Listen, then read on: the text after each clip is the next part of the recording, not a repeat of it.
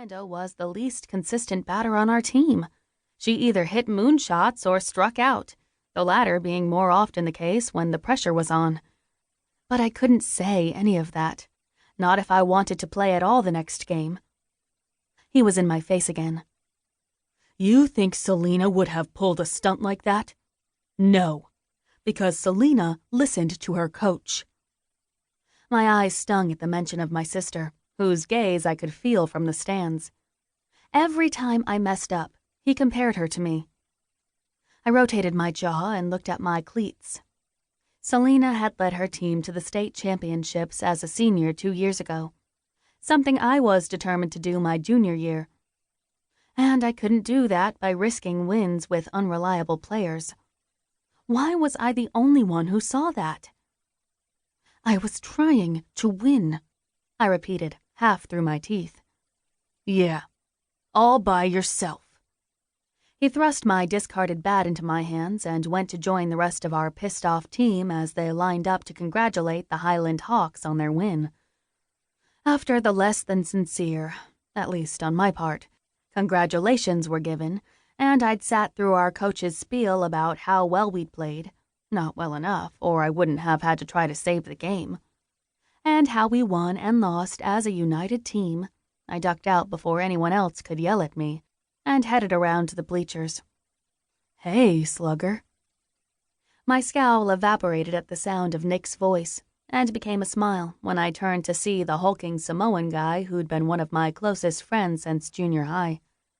Since then, he'd grown a lot bigger, a lot cuter, and, frustratingly for me, a lot more shy, too.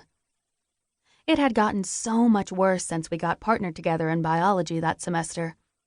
I thought he was developing more than friendly feelings for me, but with Nick it was hard to tell, which made it really hard to tell if I was developing any feelings of my own.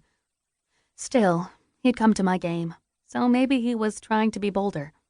He even spoke to me first, though I could tell he was regretting his choice of the word slugger based on the way he lowered and shook his head.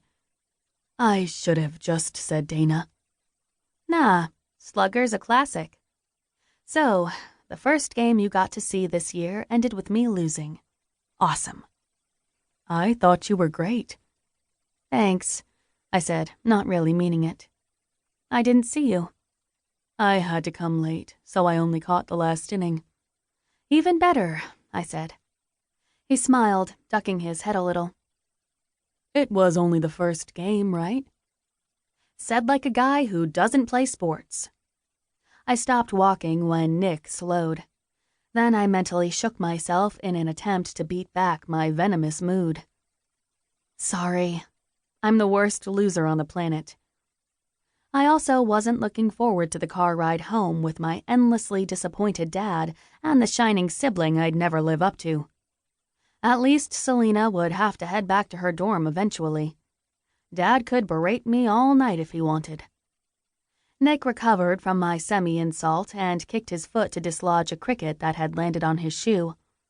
It was mid-March in Arizona, which, in addition to being the start of softball season, meant the weather was losing its cold bite.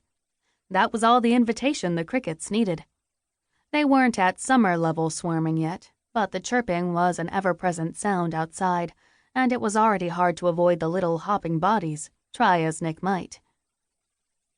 Aren't you going to ask why I was late? He asked. I hadn't known he was coming at all. I told him in class that I was playing, but that was all. Everything okay? Did something happen with your grandmother? Nick's newly widowed grandmother had recently moved in and was still grieving deeply. She's actually doing a little better. Oh, good. I squeezed his forearm, and he half jumped like I'd touched him with an iron. Yeah, so that's not why. Nick slid the backpack from his shoulder and unzipped it for me to see inside. No way. I grabbed the sides of the bag and stepped right up to him. Why didn't you text me?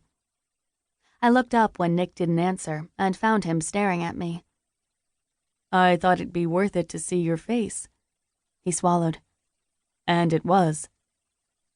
Nick's skin was as rich a brown as my glove, but I